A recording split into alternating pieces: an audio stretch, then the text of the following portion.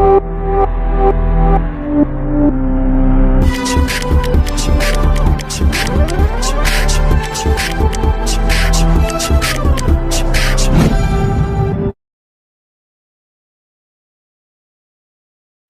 बच्चों, मन के सच्चों, कैसे हैं आप लोग? जैसे भी हैं बहुत अच्छी बात है बेटा।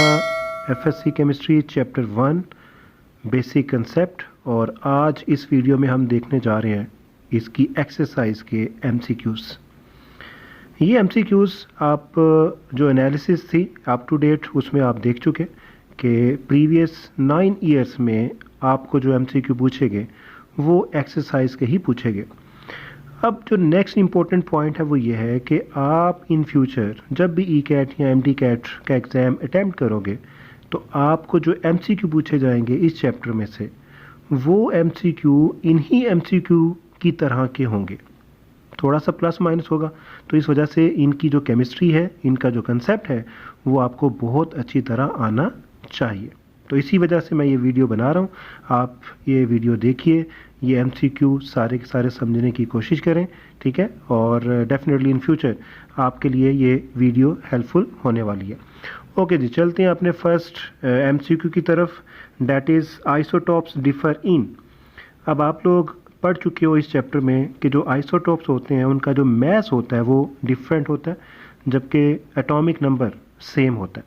तो कहीं पे भी मैस अगर डिफरेंट है तो हमारे पास वो प्रॉपर्टीज़ जो मैस पे डिपेंड करती हैं, ठीक है, वो सेम नहीं हो सकती, ठीक है? जैसे फॉर एग्जांपल आपके पास कार्बन के आइसोटॉप हैं CCC।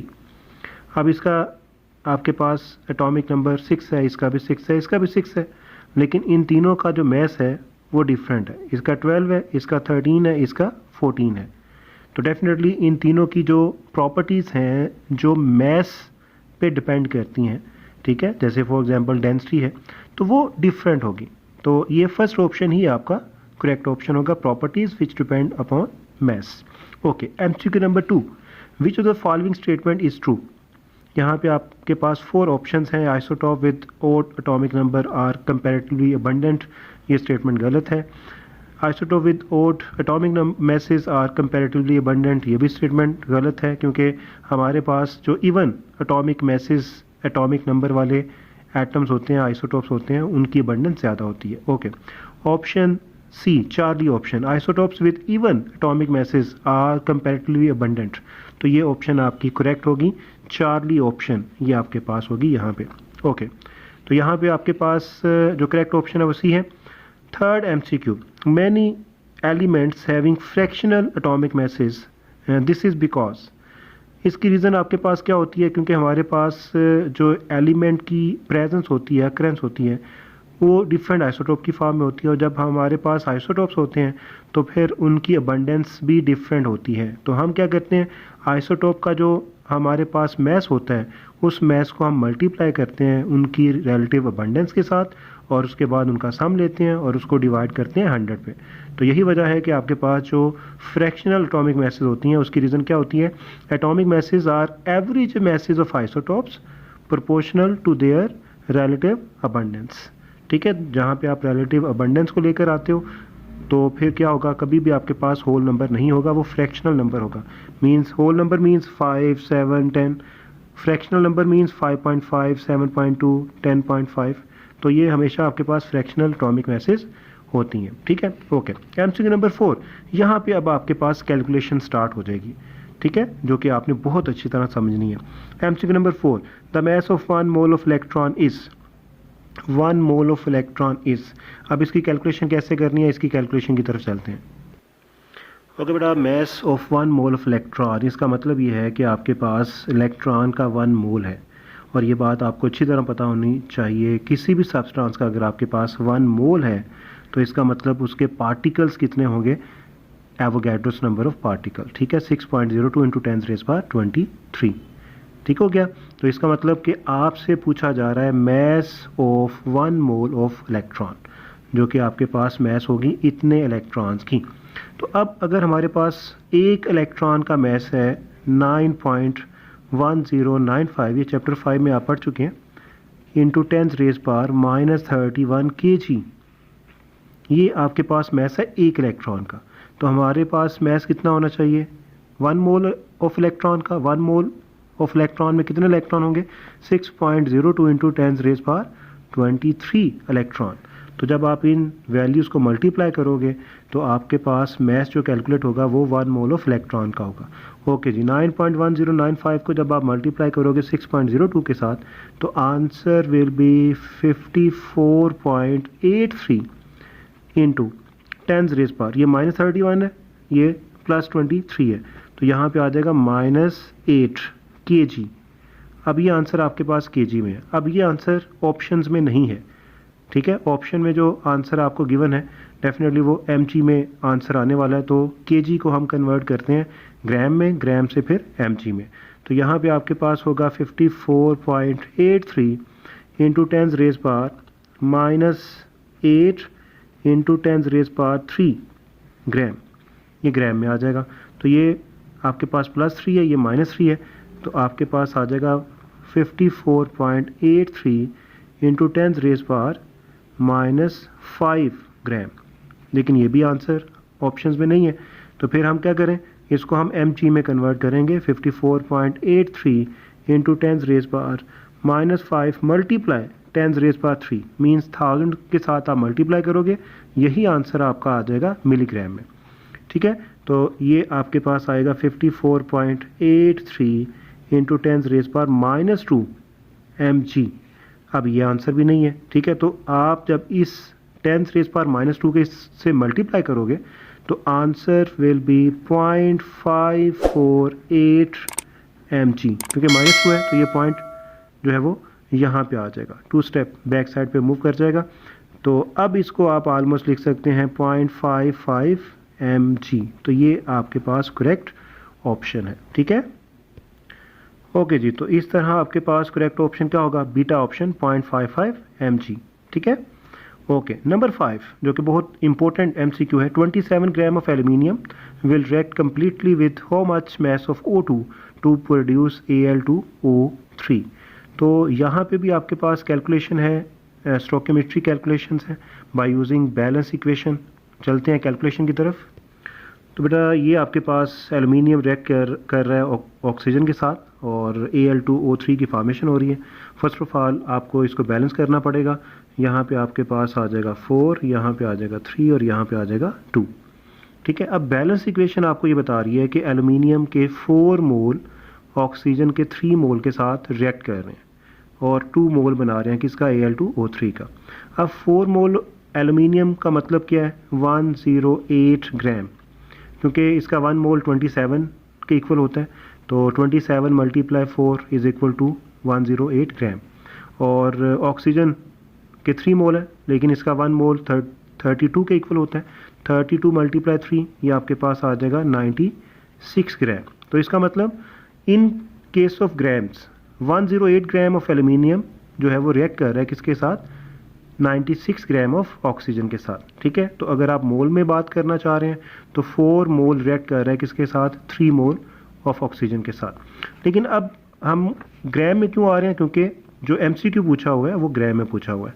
तो यहाँ पे वो ये पूछ रहा है कि अगर 10896 ग्राम के साथ रिएक्ट कर रहा है तो 27 किसके साथ रिएक्ट करेगा, ठीक है। यहाँ पे आप x प्लेस करोगे, क्रॉस मल्टीप्लाई कर दीजिए लाइक दिस, तो यहाँ पे आ जाएगा 108x इज इक्वल टू 96 × 27।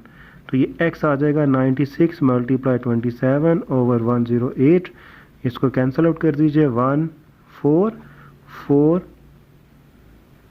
24, तो x आ जाएगा 24 ग्राम। अब इसका मतलब क्या होगा कि इस MCQ को चेंज करके भी प्रोवाइड किया जा सकता है। जैसे फॉर एग्जांपल यहाँ पे वो 27 ग्राम आपको बता रहा है, यहाँ पे 54 ग्राम भी पूछा जा सकता है। तो मेथड आपका सेम होगा कैलकुलेशन का, ठीक है। तो फिर आपने करेक्ट ऑप्शन सेलेक्ट करना है। तो इसका करेक्ट ऑप्शन आपके पास क्या होगा, 24 ग्राम ऑफ ऑक्सीजन। ओके जी, बहुत important MCQ, the number of moles of CO2 which contain 8 gram of oxygen. 8 gram oxygen जिसमें हो CO2 के मोल्स वो कितने होंगे, तो इसकी कैलकुलेशन देखिए। ओके बेटा, अगर आपके पास CO2 का 1 मोल है जो कि किसके इक्वल होगा, 44 ग्राम के इक्वल होगा। तो इस 44 ग्राम में जो ऑक्सीजन का मैस है वो होगा 32, मीन्स कार्बन का 12 प्लस इसका होगा 16 मल्टीप्लाई 2, 32 इसका 12 इसका, तो ये आपके पास आ जाएगा 44। तो यही आपका स्टार्टिंग पॉइंट होगा। अगर आपके पास 32 ग्राम ऑक्सीजन का है, ठीक है, किस में 1 मोल, और ये किसका है CO2 का, मीन्स कि अगर आपके पास इसका 1 मोल है तो उसमें 32 ग्राम किसका मैस होगा O का, ऑक्सीजन का। तो यहाँ पे वो आपसे पूछ रहा है कि आपके पास अगर ऑक्सीजन का 8 ग्राम है तो फिर इसके मोल कितने हैं, तो ये आपके पास क्या होगा x, क्रॉस मल्टीप्लाई कर दीजिए, ठीक है। तो यहाँ पे आ जाएगा 32x is equal to 8, x is equal to 8 over 32, answer will be 0.25 mole. तो इस MCQ को भी चेंज किया जा सकता है, यहाँ पे वो 16 ग्राम पूछ ले, यहाँ पे वो 32 ग्राम ही पूछ ले, ठीक है। तो इसको भी आपने समझना है, क्योंकि इस तरह के MCQ आएंगे आपको, चाहे वो कंपाउंड चेंज करके पूछ लेता है, वो SO2 में पूछ लेता है, वो SO2 में पूछ लेता है, ठीक है। तो ये केमिस्ट्री आपको आनी चाहिए, ठीक हो गया। ओके जी, बार बार आने वाला बोर्ड MCQ बोर्ड एग्जाम में, the largest number of molecules are present in. देखिए मालिक्यूल्स का फार्मूला आप पढ़ चुके हैं, जिसमें आप मोल्स को मल्टीप्लाई करते हैं किसके साथ, एवोगैड्रोस नंबर के साथ। अब ये आपके पास कांस्टेंट है, इसका मतलब कि जिस केस में मोल सबसे ज़्यादा होगा उस केस में मालिक्यूल सबसे ज़्यादा होंगे। तो यहाँ पे विदाउट कैलकुलेशन आप एक जो है वो रफ आइडिया लोगे मोल का। जैसे फॉर एग्जांपल ये 3.6 ग्राम है, तो 3.6 ग्राम को आप डिवाइड करोगे किससे, 18 से, the molar mass of H2O। यहाँ पे 4.8 है तो इसको आप डिवाइड करोगे इसके मोलर मैस से, ठीक है। अब ये होगा 46, ये 2.8 है, इसको आप डिवाइड करोगे इसके मोलर मैस से, ये आपके पास होगा 28, और इसको आप डिवाइड करोगे मोलर मैस ऑफ N2O5, ये आपके पास आई थिंक 108 होगा, ठीक है। तो जो नंबर ऑफ मोल सबसे ज़्यादा कैलकुलेट होंगे वो आपको ये बता रहे हैं 3.6 डिवाइडेड बाय 18, तो यहाँ पे मालिक्यूल्स भी सबसे ज़्यादा होंगे। Okay number 8, 1 mole of SO2 contains. अगर इसका 1 मोल है तो उसमें इसके मालिक्यूल्स कितने हैं SO2 के, एवोगैड्रोस नंबर हैं। सल्फर के एटम कितने हैं, एवोगैड्रोस नंबर ऑफ एटम है। ऑक्सीजन के एटम्स कितने हैं, 2 मल्टीप्लाई एवोगैड्रोस नंबर, ठीक है। तो ये आपको जो है वो मोल की केमिस्ट्री आती है। यहाँ पे सिंपल जो ऑप्शन है वो चार्ली ऑप्शन है, 6.02 इंटू 10⁻23 एटम्स ऑफ सल्फर, ये आपके पास करेक्ट ऑप्शन है MCQ नंबर 8 का। Number 9, the volume occupied by 1.4 gram of N2 at STP is. बहुत इंपॉर्टेंट MCQ कैलकुलेशन आपको आनी चाहिए, क्योंकि वैल्यूज चेंज हो सकती हैं, ठीक है। तो इस कैलकुलेशन की तरफ चलते हैं। ओके बेटा, volume occupied by 1.4 gram of N2, कहीं पे भी कभी भी वॉल्यूम वाला MCQ आपसे पूछा जाए तो ये आपका स्टार्टिंग पॉइंट होगा 1 mole of any ideal gas is equal to 22.414 decimetre cube, या फिर 1 mole of gas is equal to 22.414 centimetre cube, ठीक हो गया। तो ये आपका स्टार्टिंग पॉइंट होगा। अब यहाँ पे वो पूछ रहा है, मैस पूछ रहा है कि अगर N2 का मैस आपके पास इतना है तो इसका वॉल्यूम कितना होगा। लेकिन यहाँ पे आपका जो स्टार्टिंग पॉइंट है वो किस में है, मोल में। तो क्या N2 की मोलर मैस आपको आती है, डेफिनेटली आती है। अगर आपके पास 28 ग्राम किसका हो, N2 का, तो इसका वॉल्यूम कितना होगा, 22.414 डेसीमीटर क्यूब। ऐसे ही है ना, क्योंकि ये 28 ग्राम किसके इक्वल है, 1 मोल, और कोई भी गैस अगर 1 मोल शो करेगी उसका वॉल्यूम कितना होगा, 22.414। अब आपसे क्या पूछा जा रहा है, 1.4 ग्राम अगर इसका है तो इसका वॉल्यूम कितना होगा, x, क्रॉस मल्टीप्लाई कर दीजिए, ठीक है। तो ये आपके पास आ जाएगा 28x is equal to 22.414 multiply 1.4, x is equal to 22.414 multiply 1.4 divided by 28, ठीक है। तो ये आपके पास आंसर आ जाएगा 1.14 डेसीमीटर क्यूब, ठीक है। ओके 1.12, ये 2 है, 2 आएगा। ओके जी, लास्ट आपके पास एमसीक्यू एक्सरसाइज का limiting reactant is the one which. Limiting reactant कौन सा होता है जो सबसे पहले यूज़ हो जाए, जो ख़त्म हो जाए, या जिसकी वजह से रिएक्शन रुक जाए क्योंकि वो ख़त्म हो चुका है, ठीक है, और यही प्रोडक्ट की अमाउंट को कंट्रोल करता है। तो यहाँ पे बेटा सिंपल सा एमसीक्यू है, डेल्टा ऑप्शन है, gives the minimum amount of the product under consideration. Means ये आपको मिनिमम अमाउंट देगा किसकी, प्रोडक्ट की, ठीक है, क्योंकि जो एक्सेसिव रिएक्टेंट होगा वो इससे ज़्यादा अमाउंट देगा अकॉर्डिंग टू बैलेंस इक्वेशन। तो ये आपके पास बहुत इंपॉर्टेंट कंसेप्ट था एमसीक्यू का, जिसमें आपने जो एमसीक्यू डील करने हैं, ये मैं आपको जो है वो शॉर्टी से बता रहा हूँ कि आपके पेपर में, एग्ज़ाम में एमसीक्यू नंबर 4, 5, 6, 7, 8, ये जो 5 एमसीक्यू हैं, इन्हीं में से 2 एमसीक्यू पूछे जाएंगे, ठीक है, 4, 5, 6, 7, 8। तो इनको आपने अच्छी तरह समझना है, ठीक है। ओके जी।